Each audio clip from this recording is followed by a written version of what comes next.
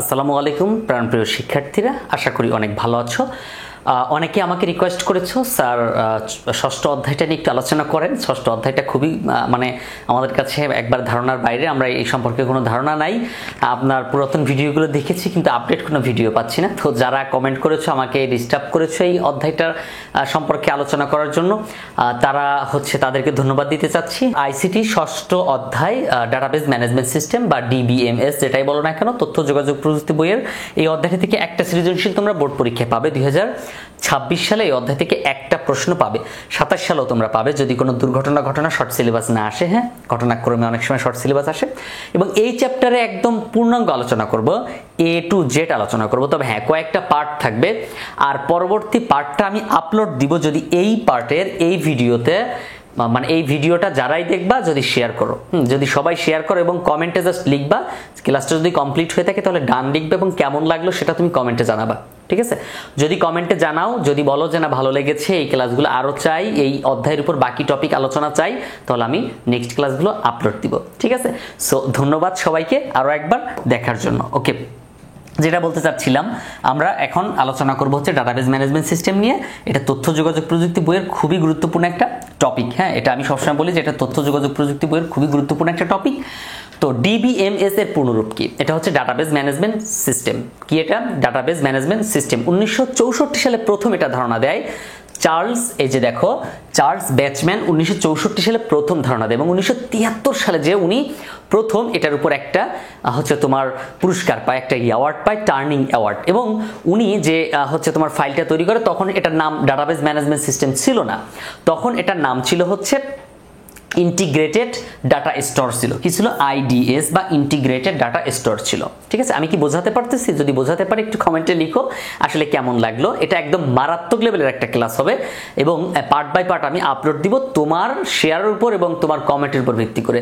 Just এতটুকুই, যদি তুমি বুঝো এই অধ্যায়টা, মানে আমার এই ভিডিওটা দেখে যদি বুঝো, তাহলে আমি পরের পার্টগুলো দিব, ঠিক আছে? এখানে কিছু কাজ আছে ছোট ছোট, মানে আমরা যেটাকে কোডিং বলি, অঙ্ক বলি, যাই হোক, যেটা ডাটা ইনপুট বলি, এগুলো আমাদের কিছু কাজ করতে হবে, ঠিক আছে? ওকে, তারপর দেখো ডাটাবেস ম্যানেজমেন্ট সিস্টেমে, তাহলে এই ডাটাবেস ম্যানেজমেন্ট সিস্টেম কিন্তু প্রথমে এই নামটা ছিল না। প্রথমে ছিল কি? এটা আইডিএস ছিল, ইন্টিগ্রেটেড ডাটা স্টোর ছিল। এবং এটা 1914 সালে চার্লস ব্যাচম্যান এটা প্রথম আবিষ্কার করে 1964 সালে। এবং 1973 সালে যে উনি এই আবিষ্কারের কারণে উনি একটা অ্যাওয়ার্ড পায়, টার্নিং অ্যাওয়ার্ড পায়। তার পরবর্তীতে IDM company information management system, ঠিক আছে, তথ্য ব্যবস্থাপনা প্রক্রিয়া, এই পদ্ধতি, তথ্য ব্যবস্থাপনা পদ্ধতি এটা আবিষ্কার করেছিল আইডিএম, যেটা আগেরটা চেয়ে একটু উন্নত ছিল। এটা একটা প্রতিষ্ঠান এই কাজটা করে, যেহেতু অনেকে সম্মিলিত, এই জন্য এই নামটা আসে নাই কে করেছিল। যেহেতু এখানে প্রথমটা কিন্তু একজন ব্যক্তি নাম ছিল, কারণ এখানে একটা মানুষ এই কাজটা করেছিল, কিন্তু এটা একটা প্রতিষ্ঠান যেহেতু আইবিএম। হ্যাঁ, তো এই প্রতিষ্ঠান করার কারণে এটা পূর্ণাঙ্গ কোনো ব্যক্তির মানে নাম উল্লেখ করে না সরাসরি। ওকে, তারপর দেখো এটার জন্য এডগার এফ কট 1970 সালে যে আবিষ্কার করে আধুনিক ডিবিএমএস, ডাটাবেস ম্যানেজমেন্ট সিস্টেম, ঠিক আছে? তাহলে ওনার ধারণা ব্যবহার করেছে উনি। তারপরে মানে আইবিএম যে কোম্পানি, ওনারা যেটা আবিষ্কার করেছিল ইনফরমেশন ম্যানেজমেন্ট সিস্টেম, সেটার উপরে মানে ওনারা উনি গবেষণা করেছে। তারপর যে এডগার এফ কট 1970 সালে আধুনিক ডাটাবেস ম্যানেজমেন্ট সিস্টেম আবিষ্কার করেছিল। এবং এই ব্যক্তি কিন্তু 1981 সালে যে টার্নিং অ্যাওয়ার্ড পেয়েছিল, ঠিক আছে, এই আবিষ্কারের কারণে। তাহলে আমরা বলতে পারি যে আসলে 3 ধাপে এটার আবিষ্কার হয়। প্রথম ধাপে 1964 সালে আবিষ্কার হয়, 73 সালে যে তার পুরস্কার পায়। তারপর আইডিএম তার কিছুদিন পরে ইনফরমেশন ম্যানেজমেন্ট সিস্টেম নামে একটা সফটওয়্যার আবিষ্কার করে, যেটাকে ডাটাবেস ম্যানেজমেন্ট সিস্টেম আমরা বলতে পারি। তো তখনও ডাটাবেস ম্যানেজমেন্ট সিস্টেম নামটা কিন্তু ছিল না। তারপর এডগার এফ কট যখন 1970 সালে আধুনিক ডাটাবেস ম্যানেজমেন্ট সিস্টেম আবিষ্কার করে, এবং তার জন্য তিনি 1981 সালে যে টার্নিং অ্যাওয়ার্ড পায়, ঠিক আছে? এই কথাগুলো একটু মাথায় রাখবে, এটা আর কিন্তু আসতে পারে। তাহলে দুজন ব্যক্তির নাম আমরা উল্লেখ করতে পারি, একজন চার্লস ব্যাচম্যান, আর একজন এডগার এফ কট। এবং প্রথমে এটা আবিষ্কার 1964 সালে, 1973 সালে পুরস্কার পায়, আর 1970 সালে একদম ফাইনালি ডাটাবেস ম্যানেজমেন্ট সিস্টেম। তাহলে যদি এমসিকিউ আসে ডাটাবেস ম্যানেজমেন্ট সিস্টেম কি, কত সালে আবিষ্কার হয়, তখন তুমি তো এটা দিতে পারবা, ঠিক আছে? আর চার্লস তোমার ব্যাচম্যান এবং এডগার কট, এটা তোমার জেনে রাখা উচিত, ঠিক আছে? ওকেই, দেন আমরা চলে যাব পরেরটাতে এবং হচ্ছে দেখি আসলে এই ডাটাবেস ম্যানেজমেন্ট সিস্টেমের কাজটা কি, এটা খায় নাকি মাথায় দেয়, আমাদের এটা জানা দরকার আছে। ঠিক আছে, ওকে। আচ্ছা, আমি একটা কথা বলি, আমি যদি রহিম করিম 10 20 5 10 টাকা 50 টাকা এভাবে আমি সারাদিন পাগলের মতো বকতে থাকি, আচ্ছা এটা দ্বারা তুমি কি বুঝলা, বুঝতে পারলা আসলে আমি কি বলেছি? যেমন আমি যদি বলি এই যে উপরে যে দেখতে পাচ্ছ এখানে আমি লিখছি একটা ম্যানেজার, হ্যাঁ একটা বক্সের মধ্যে লিখছি ম্যানেজার, আবার এই বক্সের মধ্যে লিখছি 31, হ্যাঁ 31, তারপর লিখেছি কি দেখো তো জাবেদ আহমেদ, আসলে এগুলো কি, হোয়াট ইজ দিস? এটা কোনো নির্দিষ্ট ইনফরমেশন কিন্তু তুমি পাচ্ছ না। আলটিমেটলি তুমি এটা পড়ে কি মনে হচ্ছে, পাগলের মতো কি বলতেছে, একটা পাগল রাস্তা দিয়ে হাঁটার সময় কত কথা বলে, তাই না? ওকে দেখো, তারপরে যে 5 3 9 ঢাকা, কিন্তু এটাকে যখন আমি একটু সুন্দর করে সাজাবো, একবার একটু সাজানো গোছানোভাবে তোমাকে দেখাবো, তখন কিন্তু তুমি বলে দিতে পারবে যে এটা কি। ঠিক আছে, দেখো যেমন আমি যদি বলি এই টেবিলটার দিকে খেয়াল করো যে নামটা কি জাবেদ আহমেদ, এই যে জাবেদ আহমেদ, আমি তথ্যটা এখানে মানে ডাটাটা এখানে লিখলাম, এটাকে হচ্ছে তথ্য বলবো না, তথ্য হচ্ছে ইনফরমেশন, যেটা ইনফরমেশন না, এটা একটা ডাটা, এটা প্রত্যেকটা একটা ডাটা।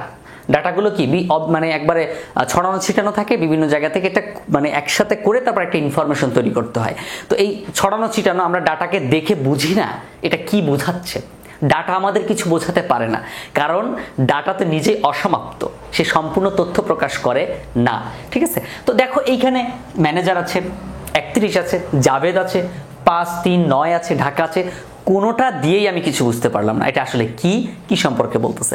কিন্তু যখন আমি এখানে দেখবো নামের ঘরে আছে কি জাবেদ আহমেদ, আশা করি দেখে বুঝতে পারতেছো। একটু যদি প্রবলেম হয় এই লেকচার শিটটা চাইলে তোমরা নিতে পারবা, হ্যাঁ আমার কাছে লেকচার শিট আছে, তোমরা কমেন্টে লিখো লেকচার শিট দরকার, আর না হলে আমাকে স্ক্রিনে দেওয়া নাম্বারে যোগাযোগ করে লেকচার শিট নিতে পারো। ঠিক আছে, জাস্ট হচ্ছে লেকচার শিট কালেক্ট করে নিয়ে কিন্তু তুমি এগুলো কালেক্ট করতে পারবা। ঠিক আছে, তো দেখো নেম আছে কি জাবেদ আহমেদ আছে, তারপরে জয়নিং ডেট হচ্ছে 5 3 9, এই যে জয়নিং, এটা তাহলে কি একটা জয়নিং ডেট, মানে উনি কত তারিখে জয়েন করেছিল। তারপর আছে কি ম্যানেজার ডেজিগনেশন মানে কি পদবি, ডেজিগনেশন কি পদবি, প্রত্যেকে একটা পদবি থাকে যারা যেখানে কাজ করে, তো এই ম্যানেজার হচ্ছে ওনার পদবি, ওনার বয়স হচ্ছে 31 দেখে তো আমি বুঝতেই পারিনি 31 ওর রোল নাকি ওর কি 31, হ্যাঁ 31 কি বুঝাইছিল, এই যে ওর বয়স, ওনার বয়স। ঠিক আছে, তারপর কি অ্যাড্রেস, এই ঢাকা দ্বারা কি বুঝাইছিল, ঢাকা দ্বারা কি বুঝে, শিক্ষা বোর্ড নাকি হচ্ছে তোমার বিভাগ নাকি জেলা নাকি থানা, কি বুঝাইছে বলো তো? বুঝি নাই আমি তখন, এই যে অ্যাড্রেস ঠিকানা, এখন বুঝতেছি। কিভাবে বুঝতেছি? এই যে টেবিলটা দেখে আমি বুঝতে পারতেছি এটা হচ্ছে একটা ইনফরমেশন, অনেকগুলো ব্যক্তির ইনফরমেশন এখানে দেওয়া আছে। দেখো এখন একজন প্রথমটা দেখে বুঝতেছি যে এইখানে যে আমি দেখতে পাচ্ছি যেটা, সেটা হচ্ছে জাবেদের তথ্য। কার তথ্য বলো? জাবেদের তথ্য। এটা দেখে আমি বুঝতেছি এখানে জাবেদের তথ্য, তাই না? জাবেদ আহমেদের জয়নিং ডেট, জাবেদ আহমেদের ডেজিগনেশন কি, তার পদবি কি, জাবেদ আহমেদের বয়স কত, তার অ্যাড্রেস কি, সব তথ্য আমি পাচ্ছি। আবার যদি বলো যে স্যার এই যে তারেক হাসান দেখে আমি বুঝতে পারতেছি এটা তারেক নামের একজন ব্যক্তি এবং তার সব তথ্য এখানে আছে। তাহলে কি আমি যদি এখন বলি এই তুমি বলো তো এখানে অ্যাকাউন্ট্যান্টকে, তুমি বলবা অ্যাকাউন্ট্যান্ট তো স্যার তারেক, আচ্ছা তার জয়নিং ডেটটা তুমি সব তথ্য দিতে পারতেছো, যে কোনো একটা বললে বাকি তথ্য দিতে পারতেছো, কিন্তু এগুলো দেখে বোঝার কোনো উপায় নাই যে এটা একটা তথ্য, পূর্ণাঙ্গ তথ্য না, কারণ ওটা এলোমেলো ছিল। তো যে আমি যেটা বোঝাতে চাচ্ছিলাম এটা হচ্ছে ডাটা, এটা কি একটা ডাটা। এই ডাটাগুলো যখন একসাথে হয় তখন এই ডাটাগুলোকে আমরা বলতে পারি কি, এই ডাটাগুলো যখন একসাথে হয় তখন এই ডাটাগুলোকে আমরা প্রসেস করি। প্রসেস মানে কি, যেভাবে সাজাই, এভাবে কি ভাগ করে সুন্দর করে সাজাই, এটাকে বলা হচ্ছে কি প্রসেস, প্রক্রিয়া। ঠিক আছে, এই প্রসেস বা প্রক্রিয়াকরণ করি, করার পরে তারপর এটাকে একটা ইনফরমেশনে রূপান্তর করি। ঠিক আছে, তাহলে এই তথ্যগুলোকে আমরা এই উপাত্তগুলোকে আমরা প্রথমে একসাথে করব, তারপর এই উপাত্তগুলোকে দিয়ে তারপর আমি হচ্ছে একটা ইনফরমেশন বা তথ্য তৈরি করব। তাহলে এটা কি একটা তথ্য। তাহলে এখন আমাকে যেটা জানতে হবে, তথ্যের ক্ষুদ্রতম একককে ডাটা বলে। তাহলে ডাটা হচ্ছে ডাটা কি, তথ্যের ক্ষুদ্রতম এককে কি বলা হয়? ডাটা বলা হয় বা ডেটা বলা হয়। ঠিক আছে, ডেটা বলা হয়। তাহলে তাছাড়া ডেটা বা শব্দের এক বচন, হ্যাঁ এক বচন কি ডেটা, তাহলে এটা কি বহু বচন। ঠিক আছে, তথ্যের ক্ষুদ্রতম এককে ডেটা বলা হয়। যদি তোমার এমসিকিউ আসে নিচের কোনটি তথ্যের ক্ষুদ্রতম একক, তাহলে তুমি কি বলবা বলো তো? ডাটা, কারণ এর বাইরে আর কিছু নাই। এই ডাটা কিন্তু, এই ডেটা বা ডাটা যাই বলো না কেন, এটা কিন্তু আমি একদম সর্বনিম্ন পর্যায়ে বললাম, এর পরে সব তথ্যগুলো আস্তে আস্তে আসে। ঠিক আছে, তাহলে এই ডাটা দিয়েই তো সব ইনফরমেশন আসে, তাই না? তাহলে তথ্যের ক্ষুদ্রতম এককে কি বলা হয়? ডাটা বলা হয়। আর এই ডাটা হচ্ছে একটা বহুবচন শব্দ। ডাটা কি একটা বহুবচন? ডাটা, এই যে TA ডাটা, ডাটা কি একটা বহু বচন, তাহলে এর এক বচন কি, এটা হচ্ছে প্লুরাল, এটা কি প্লুরাল, এর মাথায় রাখবা প্লুরাল, হ্যাঁ এটা কি প্লুরাল ফর্ম। আর এর সিঙ্গুলার ফর্ম কি হবে, সিঙ্গুলার ফর্ম হচ্ছে কি datum, DATUM datum, data datum, ঠিক আছে। এই ডেটাম বা ডাটাম যাই বলো না কেন, ডেটাম বা ডাটাম যাই বলো সেটা হচ্ছে কি তাহলে সিঙ্গুলার, এটা কি প্লুরাল, মাথায় রাখবে এটা, ঠিক আছে। যারা ইংলিশ পারো এটা মনে রাখতে পারো। ওকে, তাহলে এই প্রত্যেকটা আমরা অনেকগুলো এরকম তো উপাত্ত বা ডাটা একসাথে করে তারপর আমরা কি করি, একটা ইনফরমেশন তৈরি করি প্রক্রিয়াকরণের মাধ্যমে। তারপরে হচ্ছে এভাবে আমাদেরকে আর কি শিখতে হবে, ঠিক আছে। ওকে, সো এই যে হচ্ছে তোমার কি বলে, এই ডাটা সম্পর্কে আমাদের আরো অনেক তথ্য জানার দরকার আছে। দেখো ডাটা মূলত তিন প্রকার হয়ে থাকে। ডাটা কয় প্রকার হয়ে থাকে, 3 প্রকার হয়ে থাকে। ডাটা কয় প্রকার হয়ে থাকে, 3 প্রকার। দেখো নিউমেরিক ডাটা, বুলিয়ান ডাটা আর হচ্ছে নন নিউমেরিক ডাটা। খেয়াল করো, নিউমেরিক ডাটা, বুলিয়ান ডাটা আর কি নন নিউমেরিক ডাটা। তাহলে নিউমেরিক ডাটা, বুলিয়ান ডাটা, নন নিউমেরিক ডাটা একটু খেয়াল করো, ভালো করে বোঝার ট্রাই করো। নিউমেরিক মানে কি সংখ্যাবাচক, নিউমেরিক মানে কি সংখ্যা, নাম্বার সিস্টেম যেটাকে বলবি নাম্বার বা নিউমেরিক, হ্যাঁ। আচ্ছা, বুলিয়ান ডাটার মধ্যে শুধুমাত্র ইয়েস আর নো এই যুক্তিটা ব্যবহার করা হয়। যদি কোথাও দেখো ফর্মের মধ্যে ফর্ম পূরণ করা আছে, আমরা ফর্মের মধ্যে থাকে না যে সাপোজ ম্যারিড নাকি আনম্যারিড এরকম লেখা থাকে, ম্যারিটাল স্ট্যাটাস MAR, হ্যাঁ অনেক সময় লেখা থাকে, অনেক ফর্ম পূরণ করি না আমরা ভর্তি হওয়ার সময় কলেজে, তাই এখানে সাপোজ মনে করো ম্যারিটাল স্ট্যাটাস STA স্ট্যাটাস এটা লেখা আছে, লেখা এখানে হচ্ছে দুটো ঘর আছে, তো এই একটার মধ্যে লেখা আছে ইয়েস আর একটার মধ্যে লেখা আছে নো। তো আমরা এখন কি করি, ম্যারিটাল স্ট্যাটাসে কি করি, এই যে ইয়েসে ক্লিক করি অথবা নোতে ক্লিক করি, যে কোনো একটাতে ক্লিক করি। হ্যাঁ অনেকে আবার দুইটাতে না, দুইটাতে তো কেউ দিবে না। ওকে, তাহলে ম্যারিটাল স্ট্যাটাস। এখন কথা হচ্ছে এই বুলিয়ান ডেটা যেটাকে বলবো সেটাকে হচ্ছে এই ধরনের যদি কোনো শর্ত কখনো সামনে পাও সেটাকে বলবা বুলিয়ান ডেটা। কথা ক্লিয়ার? আর নিউমেরিক মানে কি 5 10 AB হতে পারে, 5 10 20, হ্যাঁ 5 10 20 এর সংখ্যা বোঝায়, কি বোঝায় সংখ্যা। নিউমেরিক মানে সংখ্যা। এই নিউমেরিক ডেটা আবার 2 প্রকার, একটা হচ্ছে পূর্ণ সংখ্যা আর একটা ভগ্নাংশ। হ্যাঁ পূর্ণ সংখ্যা আর ভগ্নাংশ। পূর্ণ সংখ্যা মানে কি সাপোজ 20, এটা একটা পূর্ণ সংখ্যা। আর ভগ্নাংশ মানে কি 5.2 5.7 যে পয়েন্ট থাকে, মাঝখানে পয়েন্ট থাকে, এটা কি ভগ্নাংশ। কি এটা ভগ্নাংশ, মাথায় রাখবা। হ্যাঁ, তো নিউমেরিক ডেটা 2 প্রকার, একটা হচ্ছে পূর্ণ নিউমেরিক ডেটা আর একটা কি ভগ্নাংশ ডেটা। তারপরে বুলিয়ান ডেটা ট্রু এবং ফলস মানে সত্য এবং মিথ্যা বোঝায়। আমি একটা কথা বলি, যারা আমার এই ক্লাসটা দেখতেছো, যে যেখান থেকে দেখো না কেন, একটু কষ্ট করে এই ডাটা এই তথ্যগুলো একটু কালেক্ট করে রাখো। যেমন এই একটা ক্লাস দেখে একটা ক্লাসে যতটুকু তথ্য তুমি পাচ্ছ সব একটু কালেক্ট করে রাখো। তোমার আমার মনে হয় না প্রাইভেট টিচারকেও বলতে হবে যে স্যার আমার 6 অধ্যায়টা একটু করাই দেন, পড়াই দেন, এটা বলতে হবে না, আমি সেভাবে করাবো। ঠিক আছে, জাস্ট কমেন্টে লিখতে হবে যে ডান, ক্লাসটা আমি করেছি, ভালো লেগেছে না খারাপ লেগেছে, কোথায় সমস্যা ছিল বলতে হবে। ঠিক আছে, ওকে। নন নিউমেরিক ডাটা কি? নন নিউমেরিক ডাটা হচ্ছে কি ক্যারেক্টার হতে পারে, সেটা স্ট্রিং হতে পারে, সেটা অবজেক্ট হতে পারে, সেটা কি হতে পারে ক্যারেক্টার হতে পারে। তো ক্যারেক্টারই আবার কি একটা স্ট্রিং বলা যায়, ক্যারেক্টার কি একটা স্ট্রিং। আচ্ছা অবজেক্ট হতে পারে, যেমন অবজেক্টগুলো কি হতে পারে, অডিও ভিডিও এগুলো হতে পারে কি অবজেক্ট। ঠিক আছে, ক্যারেক্টার এবং স্ট্রিং। ক্যারেক্টার মানে কি লেখালেখি, যে ক্যারেক্টার মানে যেমন আমি তোমার নাম লিখলাম, আমার নাম লিখলাম সাইফুল, হ্যাঁ আমার নাম, আমার পেজের নাম কি সাইফুল স্যার, তো আমি সাইফুল স্যার লিখলাম, এটা কি একটা ক্যারেক্টার। আর এই সাইফুল স্যার যখন একটা পেজের মানে অনেকগুলো তথ্যর নাম বোঝায় তখন সেটা কি স্ট্রিং বোঝায়। ঠিক আছে, এটা মাথায় রাখবা, সামনে আরো আসবে সম্পর্কে বিস্তারিত, তখন আর কি আরো বুঝতে পারবা। ওকে, তাহলে এতটুকু ক্লিয়ার? একটু জাস্ট কমেন্টে লিখো এতটুকু বুঝেছো কিনা। ওকে, তাহলে ডাটা কয় প্রকার? 3 প্রকার, Boolean data, numeric data, Boolean data এবং non numeric data. Numeric data 2 প্রকার, পূর্ণ নিউমেরিক ডাটা, ভগ্নাংশ ডাটা, আর হচ্ছে Boolean data yes or no. আর নন নিউমেরিক ডাটা বা 3 প্রকার, ক্যারেক্টার, স্ট্রিং, অবজেক্ট। ক্যারেক্টারের আরেকটা রূপ হচ্ছে কি স্ট্রিং, ক্যারেক্টার আরেকটা নাম কি স্ট্রিং। আর স্ট্রিং তো গেল, আর অবজেক্ট হচ্ছে কি অডিও ভিডিও ছবি, এগুলো হচ্ছে কি তোমার হচ্ছে অবজেক্ট বোঝায়। ঠিক আছে, এগুলো কি বোঝায়? অবজেক্ট বোঝায়। ওকে, তারপর দেখি, তারপর হচ্ছে এবার তোমাকে যেটা শিখতে হবে সেটা হচ্ছে ডাটা এবং এই যে বললাম না ডাটা কি, আর হচ্ছে তোমার ডাটা হচ্ছে কি উপাত্ত, আর তথ্য কি, তথ্য এবং উপাত্তের মধ্যে পার্থক্য জানতে হবে। তো আমি যদি বলি তথ্য হচ্ছে একদম পূর্ণাঙ্গ একটা জিনিস যেটাকে আমরা দেখে সহজে বুঝতে পারি যে এটা সম্পর্কে, এটা কি সম্পর্কে বলা আছে, একদম ফার্স্ট টাইম দেখে বুঝতে পারবো। আর উপাত্তটা কি, যেটা ছড়ানো ছিটানো আছে দেখে বোঝা যায় না, এটা একটা প্রক্রিয়ার ব্যাপার আছে, এটা বুঝতে হলে অনেক কাজ করা লাগে। তো আমি যদি এটা একটু বলি, দেখো তথ্যের ক্ষুদ্রতম এককে ডাটা বলে, একদম বিস্তারিত আলোচনা, একদম বিস্তারিত, কি বললাম একবারে বিস্তারিত, হ্যাঁ, যে তথ্যের ক্ষুদ্রতম এককে কি বলে, ডাটা বলা হয়। আর ডেটাকে প্রক্রিয়াকরণ করার পরে যে তথ্য পাওয়া যায় তাকে কি বলা হয়, তথ্য বলা হয়। ওকে, তারপর দেখো ডেটা হচ্ছে একক ধারণা, মানে এটা ছোট্ট একটা ধারণা।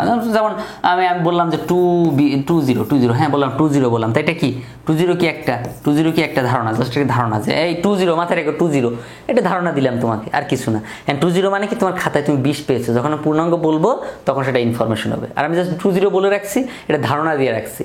কি রাখছি? ধারণা দিয়ে রাখছি। অনেক সময় স্যার এসে ক্লাসে বলে না এই সাবধানে থেকো, তোমাদের রেজাল্ট কিন্তু ভালো না, এটা কি পূর্ণাঙ্গ তথ্য না, এটা হচ্ছে কি ডাটা, জাস্ট একটা। কিন্তু যখন টিচার এসে বলবে এই 5 জন ফেল করেছো, ওই 10 জন ফেল করেছো, এটা যখন বলবে তখন বুঝবা কি সেটা তথ্য একটা সমন্বিত ধারণা, যে 5 জন তোমরা পাস করেছো, এই 5 জন ফেল করেছো, এরকম। সকল ডেটাই তথ্য নাই, মানে যে কোনো ডেটাকে তুমি তথ্য বলতে পারবা না, সরি, সব ডেটাকে তথ্য বলতে পারবা না। ডেটা হতে গেলে একদম পূর্ণাঙ্গ হতে হবে। কিন্তু সকল তথ্যকে তুমি ডেটা বলতে পারো, কারণ তথ্য কিভাবে আসলো, তুমি চালকে তো ভাত বলতে পারো না, ভাতকে চাল বলতে পারো, কারণ ভাত কোথা থেকে আসছে, চাল থেকে আসছে, ব্যাপারটা বুঝতে হবে এরকম। দেখো তারপর একজন ছাত্রের নাম, রোল, ঠিকানা, নম্বর হচ্ছে কি একটা ডেটা। এই নাম একটা ডেটা, রোল একটা ডেটা, ঠিকানা একটা ডেটা, নম্বর একটা ডেটা, এগুলো ডেটা। কিন্তু ছাত্রদের প্রাপ্ত নম্বরের ভিত্তিতে তৈরি করা যে ফলাফলটা কি একটা ফলাফল দিয়ে আমি বললাম এই 5, 10, 20, 50 বোঝা যায় না কিছু, যখন 5, 10, 20, 50 বা একসাথে করে দিব, তারপর এটা একটা যখন বোর্ডে টানাই দিব, তখন সেটা কি হবে, সেটা একটা তথ্য হয়ে যাবে। ঠিক আছে, মাথায় রাখবে তথ্য। ডেটা সাধারণত সাজানো থাকে না, আর তথ্য সবসময় সাজানো থাকে। তথ্য সবসময় কি থাকে, সাজানো থাকে। তারপর কি, এটি প্রসেসের পূর্বের অবস্থা, আর এটা কি প্রসেসের পরের অবস্থা। তারপর কি, এটা হচ্ছে সরাসরি ব্যবহার করা যায় না, আর এটা সরাসরি ব্যবহার করা যায়। আর ডেটা দ্বারা যে কোনো বিষয়ে পুরোপুরি ভাবার্থ প্রকাশ পায় না, আর এই তথ্য দ্বারা ভাবার্থ প্রকাশ বা পায় বা সকলে বুঝতে পারে। মানে ব্যাপারটা হচ্ছে কি আমি বলি, এটা হচ্ছে বলতে পারো যে হচ্ছে তোমার গার্লফ্রেন্ড, এটা কি বলতে পারো, হ্যাঁ ডোন্ট মাইন্ড, এটা হচ্ছে কি গার্লফ্রেন্ড, আর এটা কি বউ, মাথায় রাখবা। ঠিক আছে, এটা কি বউ, সাজানো গুছানো সবকিছু একদম ফর্মাল, তুমি দেখেই বুঝতে পারবা কি কাহিনী, কোথায় কি সবকিছু বুঝতে পারবে, কিন্তু এটা দেখে বুঝতে পারবে না এটা কি একটা গার্লফ্রেন্ড। ঠিক আছে, কারণ এটা দেখে হুট করে সময় চেঞ্জ, এক সময় এক রকম চেঞ্জ হয়ে যাবে। আর এটা কি একবার সাজানো গোছানো সবকিছু সুন্দর, তুমি দেখে বুঝতে পারো কি সমস্যা, কোথায় কি প্রবলেম সব বুঝতে পারো, এটা কিছুই বুঝতে পারবে না। ঠিক আছে, এইভাবে মাথায় রাখবা। ঠিক আছে, এটা মাথায় রাখবা, পরীক্ষার হলে যদি আসে তাহলে এইভাবে দিবা। ওকে, এভাবে দিলেই হবে। ওকে, এখন আমরা যেটা বলতে চাচ্ছিলাম, ডাটাবেজ আবার 2 প্রকার আছে। হ্যাঁ, আমরা তো ডাটাবেজ ম্যানেজমেন্ট সিস্টেম নিয়ে কাজ করতেছি, তো এই ডাটাবেজ কয় প্রকার, 2 প্রকার। একটা হচ্ছে কি সাধারণ ডাটাবেজ, আর একটা কি রিলেশনাল ডাটাবেজ। কি বললাম, সাধারণ ডাটাবেজ আর কি রিলেশনাল ডাটাবেজ। তো এটা আমাদেরকে জানতে হবে সাধারণ ডাটাবেজ কি, রিলেশনাল ডাটাবেজ কি। তো সাধারণ ডাটাবেজ হচ্ছে আমার একটা টেবিল, শুধুমাত্র যে কোনো একটা টেবিল, এই টেবিলের মধ্যে অন্য কোনো টেবিলের সাথে সম্পর্ক নেই। যেমন আমি এই টেবিলটার মধ্যে রোল লিখলাম, আর হচ্ছে নেম লিখলাম, আর হচ্ছে জিপিএ লিখলাম। কি লিখলাম, নাম, রোল, জিপিএ। তো আমি রোল 1, 2, এটার নাম এটার নাম বি, তারপর এটা জিপিএ 4, এটার নাম 5, এটা একটা টেবিল। হ্যাঁ, এটা স্টুডেন্ট ইনফরমেশন একটা টেবিল, স্টুডেন্ট ইনফরমেশন একটা টেবিল। আর যখন আমি এইখানে আরো 2টা টেবিল তৈরি করব, যেমন এটা হচ্ছে কি, এটা হচ্ছে আইডি, আর এটা কি প্রোডাক্ট, খেয়াল করো প্রোডাক্ট। আচ্ছা, তারপর এখানে আমি আরেকটা টেবিল তৈরি করলাম, এই টেবিলের মধ্যে হচ্ছে আইডি আর হচ্ছে ডিভিশন দিলাম। হ্যাঁ, ডিভিশন মানে একটা বিভাগে একটা চলে যাবে। তো আমি এই আইডি নাম্বার যেমন 001 দিলাম, 002 দিলাম, আর প্রোডাক্ট কি দিলাম, মনে করো যে হচ্ছে তোমার ফ্যান অ্যান্ড লাভলি দিলাম। হ্যাঁ, ফ্যান অ্যান্ড লাভলি দিলাম, তারপর হচ্ছে তোমার দিলাম শ্যাম্পু দিলাম। হ্যাঁ, শ্যাম্পু দিলাম। সো এইভাবে যখন তুমি দিবা, তখন এখানে আইডি নাম্বার কত, 001, এটা হচ্ছে ঢাকা, এটা কি ঢাকার মধ্যে চলবে। 002 এটা কোথায় চলবে, এটা চলবে হচ্ছে কি সাপোজ বরিশাল চলবে বেশি। হ্যাঁ, বরিশালে মানুষের মাথায় একটু ময়লা বেশি, বরিশাল বেশি। তারপরে কি 001 এটা আবার কোথায় চলে, খুলনাতে চলে বেশি, খুলনাতে। এখন খেয়াল করো তো, আমি এই 001 যেটা বানাইলাম, এটা কয় জায়গার সাথে সম্পর্ক আছে, 2 জায়গায় সম্পর্ক আছে, তাই না? তাহলে অন টু মেনি, একটার সাথে অনেকগুলো সম্পর্ক আছে, অন টু মেনি। তাহলে আমি এই টেবিলের সাথে কি এই টেবিলে একটা সম্পর্ক তৈরি করতে পারবো না, বলো? অবশ্যই পারবো। কেন পারবো? এই টেবিলের একটা তথ্যের সাথে ওই টেবিলের 2টো তথ্য মিল আছে, তাহলে কি একটা রিলেশন তৈরি হলো, একটা সম্পর্ক তৈরি হলো না? এখন আমি যখন এই টেবিলের এই আইডি নাম্বারের উপর চাপ দিব বা আইডি নাম্বার দিয়ে সার্চ দিব, তখন ওর সাথে সাথে চলে আসবে, এই তথ্যগুলো চলে আসবে, যদি আমি এই টেবিলের সাথে এই টেবিলে একটা সম্পর্ক তৈরি করে দিই, তাই না? আচ্ছা, যখন আমরা হচ্ছে তোমার তুমি কলেজ থেকে যখন টিসি নিবা, তো টিসি নেওয়ার সময় কিন্তু তুমি যখন তোমার রোল নাম্বার বলবা, তোমাকে জিজ্ঞাসা করবে, তুমি তোমার রোলটা বলো। তো স্যার আমি তো টিসি নিতে চাই, তোমার রোলটা বলো। তো রোলটা যখন তুমি বলবা, তখন উনি তোমার রোল নাম্বারটা লিখবে, লেখার পর তোমার বলে দিবে, দেখবা যে তুমি তো 5 সাবজেক্টে ফেল করছিলা, 5টা সাবজেক্টে তোমার 200 টাকা করে রেজাল্ট বের হয়ে গেছে, কিন্তু মানে তোমার নাম রোল দিয়ে সার্চ দিছে, রেজাল্টের একটা ফাইল তৈরি হয়ে গেছে, তুমি এতদিন পর্যন্ত যতগুলো পরীক্ষা দিচ্ছ কয়টা ফেল করছো তথ্য চলে আসছে। আরেকটা তথ্য আসছে, তুমি কি বাংলা ডিপার্টমেন্টে? হ্যাঁ বাংলা, তার মানে কি আরেকটা তথ্য চলে আসলো। এবার আসবে তোমার বেতন, এই তোমার 6 মাসের বেতন বাকি আছে, আরেকটা তথ্য আসবে, তোমার বাবার নাম এটা, তোমার মার নাম এটা না, তাহলে তোমার একটা রোলের সাথে কয়টা তথ্য জড়িত বলো তো? এই প্রত্যেকটা তথ্যই এক একটা টেবিলের তথ্য, একটা রেজাল্ট কার্ডের তথ্য ওটা আলাদা টেবিল, একটা তোমার বাবা মার তথ্য ওটা আলাদা টেবিল, একটা তোমার বেতনের তথ্য ওটা আলাদা টেবিল, একটা তোমার মানে একটা রোলের উপর ভিত্তি করে কতগুলো তথ্য তৈরি করলো, এটা হচ্ছে relational database management system. Relational database, একটা টেবিলের সাথে আরেকটা টেবিল সম্পর্ক, আর এটা হচ্ছে কি জাস্ট একটা টেবিল। এটা কিন্তু অনেক ঝামেলা আছে, হ্যাঁ এটার মধ্যে তুমি কোনো তথ্য পাবা না, খালি ওই তথ্যটুকুই পাবা। যে তুমি যদি জিজ্ঞাসা করো যে আমার রোল এত, তা বলবে যে ভাই তোমার রেজাল্টটা, তার কিছু বলতে পারবে না, ঠিক আছে? তো এটা কি রিলেশন তৈরি করা যায়, আর এটা রিলেশনাল ডেটাবেস আর রিলেশন তৈরি করা যায় না, এটা মাথায় রাখবা, ঠিক আছে?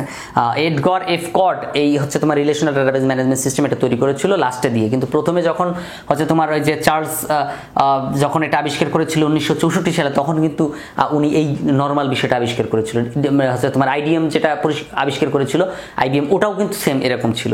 কিন্তু এডগার এফ কড যখন 1970 সালে আবিষ্কার করেছিল, তখন কিন্তু উনি আবিষ্কার করেছিল এই যে রিলেশনাল ডেটাবেস ম্যানেজমেন্ট সিস্টেম, এই জন্য উনি পুরস্কার পেয়েছিল। মাথায় রাখবে এটা, ঠিক আছে? এটা মাথায় রাখবে এগুলো, যে আসলে এই ফাংশনটা কিভাবে আসলো, ঠিক আছে? ওকে, এখন চলো আমরা কিছু আরো কাহিনী করি। কি কাহিনী? কাহিনীটা হচ্ছে আমাদেরকে এখন শিখতে হবে এই ডাটাবেস ম্যানেজমেন্ট সিস্টেমের সুবিধা এবং অসুবিধা। আসলে এই ডাটাবেস ম্যানেজমেন্ট সিস্টেমে কি সুবিধা আমরা ভোগ করতে পারি। এই যেমন একটা কলেজের ক্ষেত্রে বলি, তুমি যখন গেছো তোমার রোল নাম্বার নিয়ে, তখন তোমার সব তথ্যগুলো সহজে পেয়ে গেল না? কোনো তথ্য কি খুঁজতে হলো? সময় লাগলো? বলো, সময় লাগবে না, এক চাপে সব ক্লিয়ার। তাহলে কি প্রতিষ্ঠানের কাজ সহজ হলো। এখন যদি এইখানে মনে করো তোমার তথ্য যদি না পাওয়া যেত, এই ভর্তি ডিপার্টমেন্টে, বেতনের ডিপার্টমেন্টে যাও, এই রেজাল্টের ডিপার্টমেন্টে যাও, ওইখানে যাও, সেখানে যাও, কত সময়ের ব্যাপার, এখানে আর 5জন লোক ব্যবহার হইতো না। তাহলে এখন কিন্তু এই ব্যবহারটা হবে না। দেখো ডাটা সংরক্ষণ পুনরুদ্ধার করা যায় সহজে, তুমি যে কোনো তথ্য একদম সহজে খুঁজে পাওয়া। তারপর হচ্ছে কি ডাটার পুনরাবৃত্তি কমে যায়, মানে তোমার নাম যদি আমি রহিম দিয়া তোমার আইডি নাম্বার দিয়ে সেভ করে দেই, তাহলে এই রহিম নামে কি আর কোনো জায়গায় লেখা লাগবে বলো? সার্চ দিলে তো চলে আসে একবার, তা তুমি আবার কেমনে হইলো, তাই না? যেমন ন্যাশনাল আইডি কার্ড কি 2-3টা পাওয়া যায় একজন মানুষের? তুমি যখন ন্যাশনাল আইডি কার্ড একবার তৈরি করবা, হারাই গেছে, হারাই যাওয়ার পর তুমি আবার যদি ন্যাশনাল আইডি কার্ড তৈরি করতে যাও, তাহলে কি বলবে? ফিঙ্গারপ্রিন্ট নিয়ে আসার সাথে বলবে ভাই আপনার তো ন্যাশনাল আইডি কার্ড করা হয়ে গেছে, আপনি আবার আসছেন কেন? জন্ম নিবন্ধন করা হয়ে গেছে, আবার আসছেন কেন? কারণ কি এগুলো ইউনিক হয়। তো এই ডাটাবেস ম্যানেজমেন্ট সিস্টেম থাকার কারণে ইউনিক জিনিসটা কি থাকে, ইউনিকনেস থাকে, একাধিক থাকে না একটা জিনিস। তো একাধিক না থাকলে কি হবে? সুবিধা হইল না আরো? ওকে, তারপর দেখো ডাটা নিরাপত্তা, সিকিউরিটি, মানে ডাটাবেস ম্যানেজমেন্ট সিস্টেমে তুমি চাইলে একটা লক করে রাখতে পারবা, সিকিউরিটি পাসওয়ার্ড সিস্টেম করে বসায় রাখতে পারবা। তারপর কি একাধিক ব্যবহারকারী একসাথে কাজের সুবিধা, হ্যাঁ একাধিক ব্যক্তি একসাথে কাজ, মানে 4-5টা ডিপার্টমেন্ট, বেতনের ডিপার্টমেন্টে গেলে কিন্তু তোমার এই যে রোল দিয়ে সার্চ দিলে অনেক কিছু পাবে। সো 4-5টা ডিপার্টমেন্ট, দেখো এক এনআইডি কার্ড নিয়ে ব্যাংকে গেলে এই এনআইডি কার্ড ব্যবহার করা হয়, স্কুলে গেলে এনআইডি কার্ড ব্যবহার করে, বিশ্ববিদ্যালয়ে গেলে এনআইডি কার্ড লাগে, ইউনিয়ন পরিষদে গেলে এনআইডি কার্ড লাগে, ভোট দিতে লাগে এনআইডি কার্ড। এক এনআইডি কার্ড কত জায়গায় লাগতেছে ভাবতে পারো একবার। তো এনআইডি কার্ডের যে ডাটাবেস ম্যানেজমেন্ট সিস্টেম, এটা কি কার্যকরী না? এক তথ্য সব জায়গায় গেলে পাওয়া যাচ্ছে না, জাস্ট এনআইডি কার্ড সার্চ দিলে সব তথ্য তোমার চলে আসতেছে। রেজিস্ট্রেশন করতেছো, সেখানে তুমি এনআইডি কার্ড ব্যবহার করতে পারতেছো, জন্ম নিবন্ধন কার্ড ব্যবহার করতে পারতেছো। জাস্ট এটা মাথায় রাখবা যে আসলে একাধিক ব্যবহারকারী একসাথে কাজের সুবিধা পায়। তারপর কি হচ্ছে তোমার এই যে মাল্টি ইউজার অ্যাক্সেস পায়। ওকে, ডাটা আপডেট পরিবর্তন করা যায়। জাস্ট এই ডাটাবেস ম্যানেজমেন্ট খাতার মধ্যে হলে কি হচ্ছে তোমার এটা পরিবর্তন করা অনেক ঝামেলা, বিভিন্ন জায়গায় যাবে তথ্য, এই হবে সেই হবে, মন্ত্রণালয়ে যাবে, এখানে যাবে, সে অনেক ঝামেলা থাকে। কিন্তু যখন সার্চ দেবে ডাটাবেস ম্যানেজমেন্ট সিস্টেমের মধ্যে সার্চ দিবে যে হচ্ছে এই হচ্ছে এত আইডি, তখন কি হবে? তার তথ্য জায়গায় পরিবর্তন করা যায়, কোনো ঝামেলা কিন্তু হয় না। এখন যেমন সার্টিফিকেট পরিবর্তন করতে গেলে, সংশোধন করতে গেলে কি করতে হয়?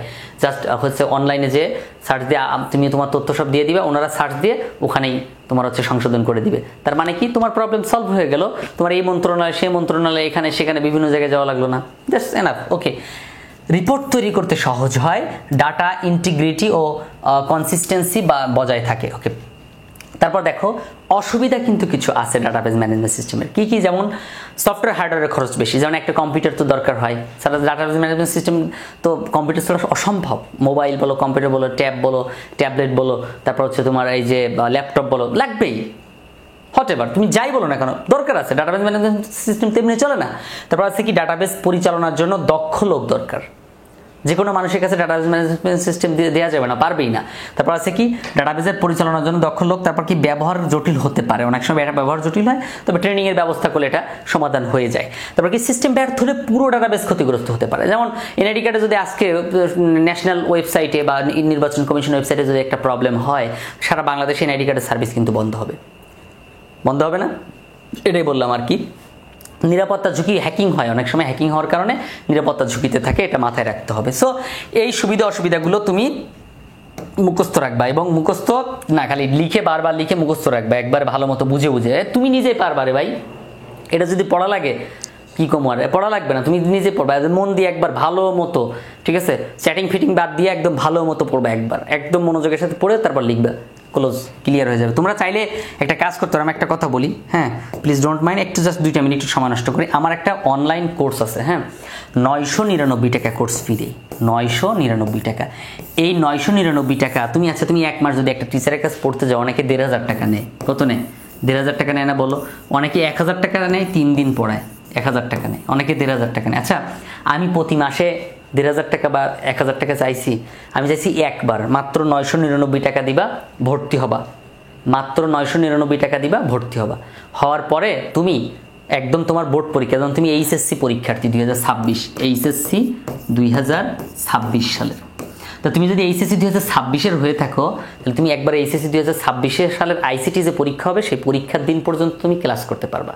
পরীক্ষার আগের দিন তোমাকে ক্লাস করাবো আমি, ঠিক আছে? এবং ক্লাসটা হবে জুম অ্যাপে, যেমন তুমি আমার সাথে সরাসরি প্রশ্ন করবা, ক্লাসে যুক্ত হয়ে, মানে জুম অ্যাপে তোমাকে আমি লিঙ্কটিং দিয়ে দেবো, ক্লাসরুমে অ্যাড করে দিব, টাকা পেমেন্ট করবা। পেমেন্ট করার পরে শোনো, আমার মোবাইল নাম্বার হচ্ছে, লিখে রাখো 01647550096, নাম্বারটা লিখে রাখো 01647550096। এটা হচ্ছে আমার পার্সোনাল মোবাইল নাম্বার। এই মোবাইল নাম্বারে তোমরা চাইলে কল দিয়ে আমার কাছে বাকি তথ্য জিজ্ঞাসা করতে পারো, কোনো প্রবলেম নেই, হ্যাঁ জিজ্ঞাসা করে নিতে পারো। আমি নাম্বারটা আবার লিখে দিই 01647550096, এই নাম্বারটাতে যোগাযোগ করবা। এটা হচ্ছে বিকাশ, এই নাম্বারে আছে। সো তুমি চাইলে এই নাম্বারে আমাকে পেমেন্ট করতে পারো। এই 999 টাকা একবারই দিতে হবে, জাস্ট পেমেন্ট করে আমাকে স্ক্রিনশটটা হোয়াটসঅ্যাপে, এই নাম্বারে হোয়াটসঅ্যাপ আছে, হোয়াটসঅ্যাপে আমাকে পাঠাবা, ঠিক আছে? আমাকে হোয়াটসঅ্যাপে এই নাম্বারটা পাঠাবা, মানে স্ক্রিনশটটা পাঠাবা তুমি যে টাকা পাঠাইছো, তারপর তোমাকে আমি গ্রুপে অ্যাড করে দিব। দেন এভাবে স্লাইড শোর মাধ্যমে সিস্টেম করে তোমাকে শিট ফ্রিতে দিয়ে দেবো। দেন তুমি এভাবে ক্লাস করবা প্রতিনিয়ত,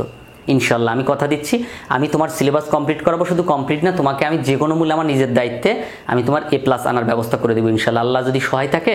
আর হচ্ছে তুমি যদি মনোযোগী থাকো, তাহলে আমি তোমাকে পরিশ্রম করে তোমাকে আমি A+ আনার ব্যবস্থা করে দেবো। কিভাবে দিব তাহলে বলো তো? মাত্র 999 টাকা তুমি আমাকে পেমেন্ট করবা, আর একবারে তোমার মনে করে এখনো পরীক্ষা 6 মাস আছে, তো তুমি 6 মাস পুরো ক্লাস করতে পারবা। 6 মাস না, আরও বেশি আছে, প্রায় 8 মাস। তুমি 8 মাস মাত্র 999 টাকা, 8 মাসে 100 টাকা দিলে তুমি 800 টাকা হয়, তাই না? তো 999 টাকা একবারই খালি একটু কষ্ট করে পেমেন্ট করবা। তোমার আমি বলে দিই, তোমার প্রাইভেট পড়া বন্ধ, প্রাইভেট পড়া লাগবে না, আইসিটি আমি আছি, আমি করাবো, ঠিক আছে? আমি বেশি কথা বললাম, তারপরও প্লিজ ক্ষমা সুন্দর দৃষ্টিতে দেখো। আর কিছু জিজ্ঞাসা করতে হবে না, তুমি পেমেন্ট করবা, আমাকে জাস্ট স্ক্রিনশটটা একটু পাঠাবা হোয়াটসঅ্যাপে। বাবা মা যে ম্যানেজ করতে যদি না পারে, আমাকে ফোন দিয়ে আমার সাথে কথা বলে দিই, বাবা মার সাথে। মাত্র 999 টাকা ক্লাস করবা ইনশাল্লাহ, ঠিক আছে? ওকে, তারপর দেখো, এখন আমাদেরকে শিখতে হবে কি ডাটাবেজের বিভিন্ন উপাদান সম্পর্কে। তো ডাটাবেজের বিভিন্ন উপাদান সম্পর্কে যদি আমি প্রথমে বলি, তাহলে আমাকে বলতে হবে ডাটা, হ্যাঁ ডাটা, অথবা এটার বাংলা অনেকে ডেটা বলে, অনেকে ডাটা বলে, ঠিক আছে? অনেকে ডেটা বলে, আবার অনেকে ডাটা বলে, অনেক বইয়ে এভাবে লেখা আছে দেখবা। তারপরে ডাটার পরে আমাদেরকে শিখতে হবে, যেমন হচ্ছে বিট সম্পর্কে শিখতে হবে। কি শিখতে হবে? বিট সম্পর্কে শিখতে হবে। তারপর শিখতে হবে কি, বিটের পরে আমরা শিখবো কি, বিটের পর শিখবো হচ্ছে বাইট সম্পর্কে। আমার লেখা খুবই চমৎকার, তামিল ভাষা, একটু বুঝে নিও। বাইট সম্পর্কে শিখবো। তারপরে কি শিখবো? বা ডাটা, বিট, তারপর বাইট শিখবো। তারপর শিখবো হচ্ছে রেকর্ড সম্পর্কে শিখবো। কি শিখবো? রেকর্ড সম্পর্কে শিখবো। তারপর শিখবো কি, রেকর্ডের পরে শিখবো হচ্ছে ফিল্ড সম্পর্কে শিখবো, ফিল্ড। ফিল্ডের পরে আমরা শিখবো হচ্ছে, এগুলো সব ডেটাবেজ ম্যানেজমেন্টের বিভিন্ন উপাদান। তোমার এমসিকিউ আসতে পারে যে নিচের কোনটি ডেটাবেজ ম্যানেজমেন্ট সিস্টেমের উপাদান, তখন কিন্তু তোমাকে পারতে হবে। ফিল্ডের পর আমরা শিখবো হচ্ছে টেবিল শিখবো, টেবিল শিখবো। তারপর একাধিক টেবিল শিখে সেটাকে আমরা বলবো কি, ডেটাবেজ। কি বলবো? ডেটাবেজ বলবো, ডেটাবেজ বলবো। ওকে, তারপর আবার এই যে ডাটা থেকে ডাটাবেজ পর্যন্ত পুরো তথ্যটাকে আমরা বলবো কি, হায়ারার্কি। কি বলবো? Hierarchy, hierarchy. ওকে, তো এইভাবে আর কি আমাদের এই প্রত্যেকটা হচ্ছে কি ডাটাবেজ ম্যানেজমেন্ট সিস্টেমের উপাদান। সো এই উপাদান সম্পর্কে তোমাকে অবশ্যই ধারণা রাখতে হবে। যদি এই সম্পর্কে তোমার ধারণা না থাকে, তাহলে আন্তরিকভাবে দুঃখিত, তোমাকে আরও নতুন করে অনেক কিছু শিখতে হবে, ঠিক আছে? সো আমি ধারণাটা আমি এখন দিয়ে দেবো, তার মানে না যে তোমাকে পারতেই হবে, আমি ধারণা দিয়ে দিচ্ছি তোমাকে, তুমি বুঝতে পারবে আসলে আমি যদি আলোচনা করি। দেখো ভিডিওর সাইজটা একটু বেশি হয়ে যাবে, সো ডোন্ট মাইন্ড প্লিজ। আশা করি মনোযোগের সাথে পুরো ক্লাসটা দেখবা, ঠিক আছে? ওকে, বলতেছে কি বিট কি? বিট এর পূর্ণরূপ হচ্ছে বাইনারি ডিজিট। বিটের পূর্ণরূপ কি বলো? Binary digit. বাইনারি সংখ্যা পদ্ধতিতে 0 এবং 1-এর প্রত্যেকটিকে বিট বলা হয়। মাথায় রাখবা, বাইনারি সংখ্যা পদ্ধতিতে 0 এবং 1-এর প্রতিটিকে কি বলা হয়? বিট বলা হয়। বিট হচ্ছে কি? বাইনারি সংখ্যা পদ্ধতিতে 0 এবং 1-এর প্রত্যেকটা মানকে বিট বলা হয়। সো বিটের পূর্ণরূপ কি? Binary digit. বিটের পূর্ণরূপ হচ্ছে বাইনারি ডিজিট। দেখো এই যে আমি যদি বলি যে এই হচ্ছে তোমার এখানে এই যে 3 মানে কি? 3 কি 3? আসলে 3 হচ্ছে, আমি জানি 3, কিন্তু কম্পিউটার জানে কি 3 মানে 11। সামনে 1 2 3 4 5 6, 1 2 3 4 5 6 7 8টা, এই 8টার প্রত্যেকটাকে আমরা বিট বলবো। প্রত্যেকটাকে কি বলবো? বিট, মানে বাইনারি ডিজিট। বাইনারি ডিজিট সব একটা বাইনারি ডিজিট। আর এই প্রত্যেকটা সাথে 8টা, যে 8টা, এই 8টা মিলিয়ে আমরা বলবো কি? বাইট। সেটা আমি পরে বলতেছি। তাহলে বিট কি? এই বিট হচ্ছে এইটাকে ভেঙে, প্রত্যেকটাকে ভেঙে আমি 8টা পাবো। প্রত্যেকটা ছোট ছোট তথ্যকে, লেটারকে ভেঙে আমি 8টা পাবো। হ্যাঁ, সংখ্যা বা লেটারকে ভেঙে 8টা, ওই 8টার প্রতি একটাকে বলা হয় বিট। 8টার ভেঙে প্রতি একটাকে কি বলা হয়? বিট বলা হয়। মাথায় থাকবে? তাহলে বিট কি? বিট হচ্ছে বাইনারি ডিজিট। হ্যাঁ, বিট হচ্ছে কি? বাইনারি ডিজিট, মাথায় রাখবা। দেন দেখো বাইট বা অক্ষর কি? বাইট বা অক্ষর মানে 8টা বিট মিলে একটা অক্ষর হয়। যেমন আমি যদি বলি কোথাও মনে করো এ লেখা আছে, কোথাও কি লেখা আছে? এ। এখানে অনেক জায়গায় এ লেখা আছে, যে নেমের এ লেখা আছে। তো এই এ হচ্ছে তোমার এ মানে কত? 1010, বাইনারি মানে 1010। তারপরে 1টা 2টা 3টা 4টা 5টা 6টা 7টা 8টা। খেয়াল করো, এ কিন্তু একটা অক্ষর। এ কি একটা অক্ষর না? এ একটা কি অক্ষর, কিন্তু এ কোথা থেকে আসলো? 1010 বাইনারি মান, এই বাইনারি মান। তাহলে এ হচ্ছে একটা অক্ষর, আর এই এ অক্ষর মানে এটা হচ্ছে একটা বাইট। এর আরেক নাম কি? অক্ষর বা বাইট। মাথায় রেখো, বোঝার ট্রাই করো। হ্যাঁ, বোঝার ট্রাই করো, বুঝতে পারবা। এ হচ্ছে একটা অক্ষর, এটা কি একটা বাইট। এখন কথা হচ্ছে এই অক্ষর বা বাইট কোথা থেকে এলো? এই যে বিট মিলে অনেকগুলো বিট, এই ছোট ছোট প্রত্যেকটাকে এক একটা বিট বলা হয়। Bit bit bit bit bit bit bit bit মানে বাইনারি ডিজিট বলা হয়। এই বাইনারি ডিজিটগুলো একটু খেয়াল করো, বাইনারি ডিজিট। তাহলে এই যে 8টা বাইনারি ডিজিট মিলে একটা এ হয়েছে, এই একটা এর নাম হচ্ছে অক্ষর বা বাইট। তার মানে আমি বলতে পারি 8টা বিটকে একটা বাইট বলা হয়। 8টা বিটকে একটা বাইট বলা হয়। সো এভাবে তুমি মাথায় রাখতে পারো যে প্রতি 8টা বিটকে একটা বাইট বলা হয়, ঠিক আছে? তাহলেই হবে। এবার চলো ফিল্ড কাকে বলে? পরস্পর সম্পর্কযুক্ত একাধিক বাইট বা অক্ষরকে ফিল্ড বলা হয়। পরস্পর সম্পর্কযুক্ত একাধিক বাইট বা অক্ষরকে ফিল্ড বলা হয়। এখন খেয়াল করো, এই একটু মনোযোগের সাথে বোঝার ট্রাই করো। আমি যদি বলি এই টেবিলের মধ্যে যে তথ্যগুলো দেখতে পাচ্ছ, এই তথ্যগুলো কি? এখানে যে অক্ষরগুলো ব্যবহার করা হয়েছে 001 0002, এই অক্ষরগুলো কি রিলেটেড? আইডি। এখানে কি অন্য তথ্য আছে? নাই। আবার যদি বলি আচ্ছা বলো তো, এই ঘরের মধ্যে যে অক্ষরগুলো দেখতে পাচ্ছ নেম, এই যে জাভেদের J A V E D, আহমেদের এ এইচ, তারেকের, হাসানের, এগুলো সব কি এক একটা কি একই জাতীয় অক্ষর না? এখানে সব দেখো তো, এই নেমের ঘরে যত অক্ষর দেখতেছো সব কি নাম জাতীয় না? এখানে কি রোল বোঝাচ্ছে না? এখানে আইডি, এখানে কি নাম বোঝাচ্ছে না? যদি আমি বলি এই উপরের দিকে একটু তাকাও, যে এখানে যে নাম, এখানে জাভেদ, তারেক, আতিকুর, এখানে কি সব একজন ব্যক্তির নাম না? তো এই যে এখানে যে অক্ষরগুলো ব্যবহার হয়েছে সব কি একটা নাম? এখানে সব কি একটা এক জাতীয়? ডেট। এখানে কি সব অক্ষরগুলো ডেট? এখানে যে অক্ষরগুলো ব্যবহার হয়েছে সব ডেজিগনেশন মানে পদবি বোঝাচ্ছে। এখানে যে অক্ষরগুলো ব্যবহার হয়েছে সব এইজ বোঝাচ্ছে, বয়স। এখানে যে অক্ষরগুলো ব্যবহার হয়েছে সব অ্যাড্রেস বোঝাচ্ছে। তার মানে আমি বুঝতে পারলাম এই ঘরের মধ্যে যা আছে একটা ফিল্ড। এটা এই যে লম্বা দাঁড়ায় আছে যে নেম, এটা একটা ফিল্ড, এটা একটা ফিল্ড, এটা একটা ফিল্ড, এটা একটা ফিল্ড, এটা একটা ফিল্ড। কারণ কি? এটা একটা ফিল্ড, এটা একটা ফিল্ড, এটা একটা ফিল্ড। কেন ফিল্ড? কারণ এইখানে অন্য কোনো তথ্য নাই, এইখানে অন্য কোনো কিছু নাই, জাস্ট এখানে একই সাথে সম্পর্ক, প্রত্যেকের সাথে প্রত্যেকের সম্পর্ক আছে। এই পুরো মাথা পর্যন্ত যা আছে প্রত্যেকটার সাথে সম্পর্কযুক্ত। বলতে পারতে পরস্পর সম্পর্কযুক্ত একাধিক বাইট বা অক্ষরকে ফিল্ড বলা হয়। তাহলে এখানে একাধিক বাইট বা অক্ষর আছে, এটা একটা ফিল্ড। একাধিক বাইট বা অক্ষর আছে, একটা ফিল্ড। একাধিক বাইট বা অক্ষর আছে, এর মধ্যে একটা ফিল্ড। এখানে একাধিক বাইট বা অক্ষর আছে, একটা ফিল্ড। এখানে একাধিক বাইট বা অক্ষর আছে, একটা ফিল্ড। এখানে আইডি সম্পর্কে একাধিক বাইট বা অক্ষর আছে, একটা ফিল্ড। এখানে নাম সম্পর্কে একাধিক বাইট আছে, এজন্য এটা একটা ফিল্ড বলা হয়। জাস্ট এভাবে তুমি মাথায় রাখতে পারো। তাহলে ফিল্ড কাকে বলে? পরস্পর সম্পর্কযুক্ত একাধিক বাইটকে ফিল্ড বলা যেতে পারে। ওকে, এবার দেখো রেকর্ড কাকে বলে? পরস্পর সম্পর্কযুক্ত একাধিক ফিল্ডকে রেকর্ড বলা হয়। একাধিক ফিল্ডকে রেকর্ড বলা হয়। দেখো এটা কিন্তু একটা রেকর্ড। এইখানে দাঁড়িয়ে ওই মাথা পর্যন্ত যা দেখতে পাচ্ছ, এটা কি একটা রেকর্ড। টেবিল র বলতে আমরা HTML কি বলতাম, টেবিল র, TR, ঠিক আছে, টেবিল র। তাহলে দেখো এই মাথা পর্যন্ত একটা টেবিল র, মানে কি এখানে যে তথ্য 1, আইডি নাম্বার কত 1, এখানে যে তথ্য জাবেদ আহমেদ, তাহলে এই যে ডাটা দুটো দেখতে পাচ্ছ, এখানে একটা ডাটা এখানে একটা ডাটা, পুরোটা কি একটা তথ্য বোঝাচ্ছে, কার তথ্য, জাবেদের তথ্য, এটা জাবেদের রোল, এটা জাবেদের নেম। তাহলে এই যে 1 নাম্বার যে ঘরটা দেখতে পাচ্ছ, উপরে তো শিরোনাম, 1 নাম্বার যে ঘরটা দেখতে পাচ্ছ এটা সব জাবেদের না, তাহলে এই ঘরের সাথে এই ঘরের সম্পর্ক আছে কারণ কি এটা জাবেদের তথ্য দেখে, এই ঘরের সাথে এখানে সম্পর্ক আছে কারণ এটা তারেকের তথ্য দেখে, তাই না? তাহলে এই যে এটা একটা ফিল্ড, এটা একটা ফিল্ড, তো এই ফিল্ড আর এই ফিল্ড তারেক সম্পর্কে বোঝাচ্ছে, এজন্য এটা কি একটা রেকর্ড।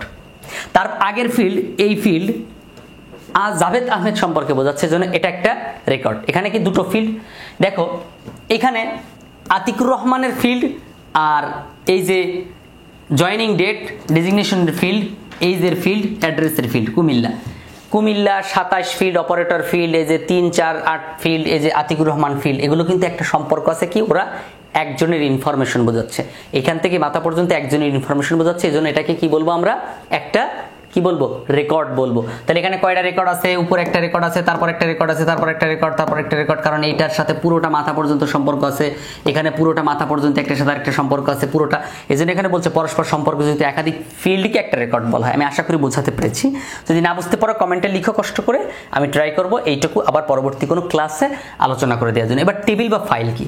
আচ্ছা, এই যে টেবিলটা দেখতে পাচ্ছ, এই টেবিলটা কি সম্পর্কে হতে পারে বলো তো? এটা একটা অফিসের কর্মচারী কর্মকর্তাদের তথ্য হতে পারে, সন্দেহ আছে কোনো? নাই।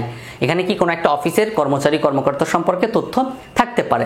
তার মানে কি এই টেবিলে যতগুলো ফিল্ড বা যতগুলো রেকর্ড আছে, 1টা 2টা 3টা, এই 3টা রেকর্ড কি সব অফিসার না, কর্মচারী কর্মকর্তা না?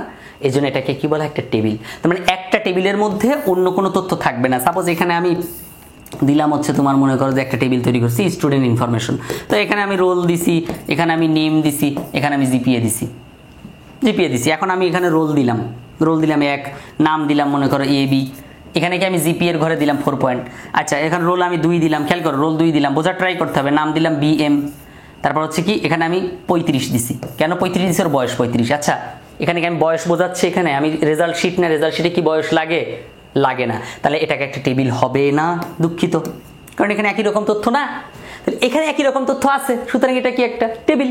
তাহলে একটা টেবিলের মধ্যে একই রকম তথ্য থাকবে, একই ব্যক্তি সম্পর্কে তথ্য থাকবে। এখানে স্টুডেন্টদের তথ্য না, সুতরাং এখানে স্টুডেন্টের কোনো তথ্য থাকবে না, এখানে অন্য কোনো তথ্য থাকবে না, মাথায় রাখতে হবে এটা। তাহলে যে টেবিল হবে সেই টেবিলে ওই জাতীয় তথ্যগুলো থাকবে, এটা সবসময় বুঝতে হবে।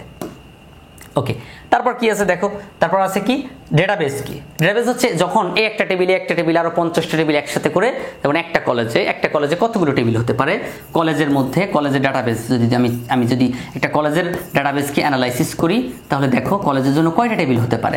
একটা কলেজের জন্য হতে পারে টিচারদের জন্য একটা, শিক্ষক শিক্ষিকা, এখন আর শিক্ষিকা বলে না, এখন শিক্ষক বলে, সরকার থেকে বলে দিয়েছে বোর্ড থেকে যে শিক্ষিকা বলা যাবে না, শিক্ষক বলে, সবাই শিক্ষক। ওকে, তারপর ছাত্র ছাত্রী, তারপর হচ্ছে কি গভর্নিং বডি,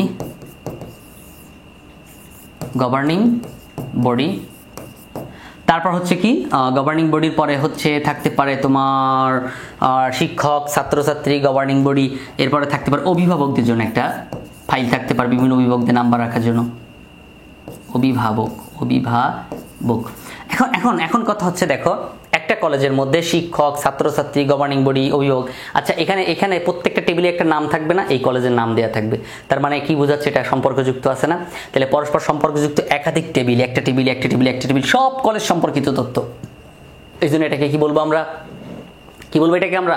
এটাকে বলবো ডাটাবেস বলবো। কি বলবো? ডাটাবেস বলবো, মাথায় রাখবা। তারপর দেখো এইবার আমাদেরকে আমরা যে শিখলাম, কি শিখলাম, ডাটা সম্পর্কে শিখলাম, বিট সম্পর্কে, বাইট সম্পর্কে শিখলাম, ফিল্ড শিখলাম, রেকর্ড শিখলাম, টেবিল বা ফাইল শিখলাম, ডাটাবেস শিখলাম। আর এই ডেটা থেকে ডাটাবেস পর্যন্ত এত সময় যা শিখলাম এটাকে বলা হয় হায়ারার্কিক্যাল। মাথায় রাখবা, মুখস্থ করবা, ডাটা লিখে রাখো। ডাটা থেকে ডাটাবেস পর্যন্ত প্রত্যেকটা কার্যক্রমকে, প্রত্যেকটা সংগঠন বা গঠনকে, মানে একটা থেকে আরেকটা একটা সম্পর্ক না, এই প্রত্যেকটা সম্পর্কে কি বলা হয়, হায়ারার্কিক্যাল বলা হয়। ডাটা থেকে ডাটাবেস পর্যন্ত ধারাবাহিক সংগঠনকে কি বলা হয়, একটা দিয়ে আরেকটা তৈরি, এই জন্য এটাকে বলা হয় হায়ারার্কিক্যাল বলা হয়। কি বলা হয়, হায়ারার্কিক্যাল। সো লিখে রাখবা। এবার একটু খেয়াল করো, আমি একটু আরো সুন্দর করে যদি বোঝানোর ট্রাই করি তাহলে বোঝাতে পারি তোমাকে যে কি আসলে আশা করি বুঝতে পারতেছো। কলেজ ডাটাবেজ, এখানে কি আছে, কলেজ ডাটাবেজ আছে। দেখো কলেজ ডাটাবেজে শিক্ষকদের ব্যক্তিগত ফাইল আছে, তারপর শিক্ষকদের কর্মদক্ষতা আছে, শিক্ষকদের বেতন আছে, শিক্ষক ভর্তি ফাইল আছে, রেজাল্ট আছে। তারপর আবার এই শিক্ষার্থীদের ভর্তি ফাইলের মধ্যে দেখো রহিমের তথ্য আছে, করিমের তথ্য, আজিজের তথ্য, সালমানের তথ্য, রনির তথ্য। আবার করিমের তথ্যের মধ্যে আছে ওর রোল আছে, ওর নাম আছে, ওর প্রাপ্ত নম্বর আছে, ওর ভর্তির তারিখ আছে। আবার ভর্তির তারিখ প্রাপ্ত নম্বর 500 এটা দেখো 752, মানে 752কে যদি ভাঙাই তাহলে কি পাই, 752 পাই। 7কে ভাঙাইলে আবার 8টা পাবো, 5কে ভাঙাইলে 8টা পাবো। 5-এর বাইনারি মানে 101 না, 101। খেয়াল করো, তাহলে আমি কিন্তু তোমাকে এটাই বুঝাইছিলাম, একটু মনে করে দেখো তো। আমি বলেছিলাম না যে আমি এ কে ভাঙলে কত কিছু পাই, এ মানে হচ্ছে 1010, এ ভাঙলে আমি 1010 পাই। কোনো এক জায়গায় মনে করো 2 লেখা আছে, এই 2কে ভাঙলে আমি 2-এর বাইনারি মান 10 পাই। এখানে 8টা বানাইতে নিতে হবে, যেরকম 8টা। এই 8টার প্রত্যেকটাকে বলা হয় বিট। 8টা মিলে একটাকে বলা হয় একটা অক্ষর বা বাইট, অক্ষর বা বাইট। যখন এই 8 অক্ষর একাধিক অক্ষর, এরকম একাধিক অক্ষর যখন একসাথে মিলিত হবে তখন সেটাকে বলা হয় ফিল্ড। এই যে রোল, নাম, প্রাপ্ত নম্বর, ভর্তি তারিখ, এগুলো এক একটা ফিল্ড, এটা একটা ফিল্ডের একটা ফিল্ডের একটা ফিল্ডের একটা ফিল্ড, ঠিক আছে। আবার যখন এরকম একাধিক ফিল্ড একসাথে যুক্ত হয় তখন সেটাকে একটা রেকর্ড হয়। রহিমের তথ্য, করিমের তথ্য, আজিজের তথ্য, সালমানের তথ্য, রনির তথ্য, এক একটা কি রেকর্ড বলা হয়। তারপরে একাধিক রেকর্ড একসাথে মিলে কি হয়, একটা ফাইল হয়, একটা ফাইল বা একটা টেবিল। টেবিলের আরেক নাম কি, ফাইল। তারপরে এই একাধিক ফাইল মিলে একটা ডেটাবেজ হয়, ঠিক আছে। কি হয়, একটা ডেটাবেজ হয়। এটা মাথায় রাখতে পারো চাইলে, হ্যাঁ, এভাবে তুমি বুঝতে পারো চাইলে। ওকে, এবার যেটা বলতে চাচ্ছিলাম, দেখো এখানে কি লেখা আছে একটু খেয়াল করো। আমাকে এন্টিটি সম্পর্কে জানতে হবে। কি জানতে হবে, এন্টিটি সম্পর্কে জানতে হবে। এটা এন্টিটি অ্যাট্রিবিউট সম্পর্কে জানতে হবে। আমি কয়েকটা তথ্য একটু বলি, মাথায় রাখো। ওকে, দেখো আমাকে জানতে হবে যেটা, সেটা হচ্ছে এন্টিটি কি, এন্টাইটি বা এন্টিটি কি। বইয়ের মধ্যে এটা দেখবা এন্টাইটি বা এন্টিটি সম্পর্কে লেখা থাকতে পারে। তারপর হচ্ছে তোমার অ্যাট্রিবিউট কি, অ্যাট্রিবিউট কি, অ্যাট্রিবিউট আমরা শেষ পর্যায়ে চলে এসেছি। অ্যাট্রিবিউট কি এটা প্রশ্নে থাকতে পারে। তারপর হচ্ছে চাইতে পারে যে ভ্যালু কি, খেয়াল করো ভ্যালু কি। এখন এই আমি আগে বলি যে এটা হচ্ছে অ্যাট্রিবিউট। এই যে নাম, নামের পরে নামের নাম কি, সালাম। পদবী কি, অপারেটর। বয়স কি, 35। ঠিকানা কি, ঢাকা। তাহলে এটা কি, এই বাম পাশে যা দেখতে পাচ্ছ এটা অ্যাট্রিবিউট, ডান পাশে যা দেখতে পাচ্ছ সেটা কি, একটা ভ্যালু, অ্যাট্রিবিউটের ভ্যালু। এই প্রশ্নগুলো উত্তর করো। নাম কি, উত্তর কি, সালাম। তাহলে সালাম হচ্ছে ভ্যালু আর নাম হচ্ছে অ্যাট্রিবিউট। পদবী কি, তাহলে এখন যদি তোমার বলা হয় তোমার রোল, রোল কত, রোল হচ্ছে 30, তাহলে রোল হচ্ছে কি অ্যাট্রিবিউট আর 30 হচ্ছে কি ভ্যালু। কথা ক্লিয়ার? আচ্ছা, এই প্রত্যেকটা টেবিলের একটা নাম আছে না, কি আছে, একটা নাম আছে। এই নামটাকে বলবো আমরা কি, এন্টিটি। কি বলবো, এন্টিটি বলবো। যেমন এই যে একটা টেবিল, আইডি নাম্বার, নাম আছে, এটা কি স্টুডেন্ট ইনফরমেশন না টেবিলটার নাম, তাহলে কি এটা একটা এন্টিটি। কথা ক্লিয়ার? তাহলে কোনো টেবিল বা ফাইলের নামকে আমরা বলবো কি, এন্টিটি বলবো। আর হচ্ছে আমরা এই যে অ্যাট্রিবিউট বলবো কি, কোনো তথ্য প্রশ্ন করলে যে তথ্য পাওয়া যায় সেটা কি হচ্ছে ভ্যালু, আর প্রশ্নকে বলা হয় অ্যাট্রিবিউট। তুমি যেভাবে ইচ্ছে সেভাবে পড়তে পারো, বইয়ের মধ্যে আছে, ঠিক আছে। সো আমার শিটের মধ্যেও আছে, এটা নিয়ে টেনশন নয়। হ্যাঁ, তো আমাদের এই হচ্ছে আজকের ক্লাস। এবার আমি তোমাকে বলি যে তুমি হচ্ছে যদি বলি যে স্যার এখানে প্রশ্ন কেমন হয় আমাকে একটু দেখান। কি বললাম, প্রশ্ন কেমন হয় আমাকে একটু দেখান প্লিজ। এই অধ্যায়ের প্রশ্ন কেমন হয়, খুবই গুরুত্বপূর্ণ একটা অধ্যায়। এখান থেকে এমসিকিউ সিকিউ সব থাকবে। দেখো আমি যদি বোর্ড প্রশ্ন দেখি, এই লেকচার শিট তোমরা চাইলে নিতে পারবা, এই লেকচার শিট চাইলে নিতে পারবা। স্ক্রিনে দেওয়া নাম্বারে যোগাযোগ করে লেকচার শিট নিয়ে নিও। লেকচার শিট হচ্ছে হালকা কিছু দাম দিতে হবে ভাই, অনেক পরিশ্রমের জিনিস। কিছু দাম দিলে লেকচার শিটটা পাবা। এখানে পুরাতন প্রশ্ন সব আছে, সবগুলো অধ্যায় লেকচার শিট তোমরা পাবা। সো এই লেকচার শিটটা খুবই গুরুত্বপূর্ণ, আমি মনে করি তোমাদের জন্য খুবই দরকার, সামনে পরীক্ষা। সো লেকচার শিটটা নিয়ে নিও। দেখো প্রশ্ন দেখো, ডাটাবেস ম্যানেজমেন্ট সিস্টেম সম্পর্কে বলছে। ফ্রন্ট এন্ড হচ্ছে কি একটা রিপোর্ট। তারপরে কোনটি ডেটাবেজের ভিত্তি হচ্ছে কি ফিল্ডের উপর নির্ভর করে একটা ডেটাবেস তৈরি হয়। রিলেশনাল ডেটাবেস, আমরা নেক্সট ক্লাসে রিলেশনাল ডেটাবেস কি সম্পর্কে জানবো। হ্যাঁ, নেক্সট ক্লাসে আমরা আলোচনা করবো প্রাইমারি কি ফিল্ড সম্পর্কে জানবো, কি ফিল্ড, প্রাইমারি কি, কম্পোজিট কি, ফরেন কি ফিল্ড। দেন আবার রিলেশনাল ডেটাবেস সম্পর্কে জানবো, রিলেশন তৈরি করতে হয় কিভাবে, তারপর একটা তথ্য খুঁজে বের করতে হয় কিভাবে। হ্যাঁ, এসকিউএল, হ্যাঁ, এগুলো স্ট্রাকচার্ড কুইরি ল্যাঙ্গুয়েজ, এগুলো আমরা সবই জানবো। তো এইভাবে দেখো এমসিকিউ গুলো এভাবে আসে, একই ধরনের ডেটা থাকে, কোনটিতে ফিল্ডে একই রকম ডেটা থাকে। নিচের কোনটি ডেটাবেজের সফটওয়্যার, হ্যাঁ এমএস এক্সেল, ঠিক আছে, কি এমএস এক্সেল। আরও অনেক আছে, এখানে আরও অনেক এমসিকিউ দেখতে পাবা। সো এরকম আর কি ডাটাবেজের রেকর্ড বাদ দেওয়ার অপশন কোনটি, ডিলেট র, এগুলো আমরা নেক্সট আলোচনা করব। এই যে স্ট্রাকচার্ড কুয়েরি ল্যাঙ্গুয়েজ এসকিউএল, হ্যাঁ, নির্দিষ্ট ডাটা খুঁজতে আমরা কোনটি ব্যবহার করি, কুয়েরি ব্যবহার করি, যখন আমি শেখাবো তখন বুঝতে পারবা। ওকে, এবার সিকিউ প্রশ্ন যদি আমরা একটু দেখি, তাহলে সিকিউ প্রশ্নের মধ্যে বলছে কম্পোজিট প্রাইমারি কি ফিল্ড কাকে বলে, সেটা আমরা নেক্সট ক্লাসে আলোচনা করব। ডেটা নিরাপত্তার এনক্রিপশন কার্যকারী পদ্ধতি কি, এই যে টেবিল 1 ও 2 এর মধ্যে রিলেশন তৈরি করতে বলা হয়েছে। এভাবে দেখো, এটা হচ্ছে রাজশাহী বোর্ড 2019 সালের ডাটাবেজ রিলেশন তৈরি, দুটি শর্ত লিখো। সো এভাবে আর কি আমাদের এই সৃজনশীলগুলো থাকবে। হ্যাঁ, এখন অনেক অনেক তথ্য আছে যেগুলো থাকবে। ডেটা টাইপ কি, তারপর হচ্ছে ডিবিএমএস কাকে বলে, যেগুলো আমি শিখাইছি আর কি, এই ক্লাসে অনেক কিছু হয়ে গেছে। সো এভাবে যদি ক্লাস করতে চাও, কাইন্ডলি আমার অনুরোধ থাকবে লেকচার শিট কালেক্ট করে নিবা। আর হচ্ছে আমার যদি হচ্ছে তোমার চাইলে পারলে আমার ব্যাচে ভর্তি হতে পারো। হ্যাঁ, অনলাইন ব্যাচ যেটা আছে সেটা ভর্তি হতে পারো। 999 টাকা কিছু না ভাই, 999 টাকা দিয়ে তুমি ভর্তি হও, ভালো কিছু তুমি পাবা। আমি আশা রাখি ভালো কিছু পাবা, ঠিক আছে? আমি কথা দিচ্ছি তোমাকে আমি A+ পাবো। তুমি যদি 999 টাকা দিয়ে ভর্তি হও, আমি কথা দিলাম তোমাকে আমি A+ পাবো ইনশাল্লাহ। আল্লাহ তোমার সহায় থাকলে আমি তোমাকে A+ পাবো, যদি আমার কথা মতো চলো। পাস তো এটা নর্মাল ব্যাপার, কিন্তু A+ পাবে তোমরা, ঠিক আছে ইনশাল্লাহ। সো এই লেকচার শিটগুলো কালেক্ট করে নিও পারলে, তাতে তোমার জন্য উপকার হবে। আর নেক্সট ক্লাসের ভিডিও পেতে হলে অবশ্যই এই ক্লাসটা শেয়ার করতে হবে, কমেন্টে লিখতে হবে তুমি ক্লাসটা করেছো কিনা, তুমি কিছু বুঝেছো কিনা সেটা লিখতে হবে। থ্যাংক ইউ সো মাচ, দেখা হচ্ছে পরবর্তী ক্লাসে। ততক্ষণ পর্যন্ত ভালো থেকো। আসসালামু আলাইকুম রহমতুল্লাহ।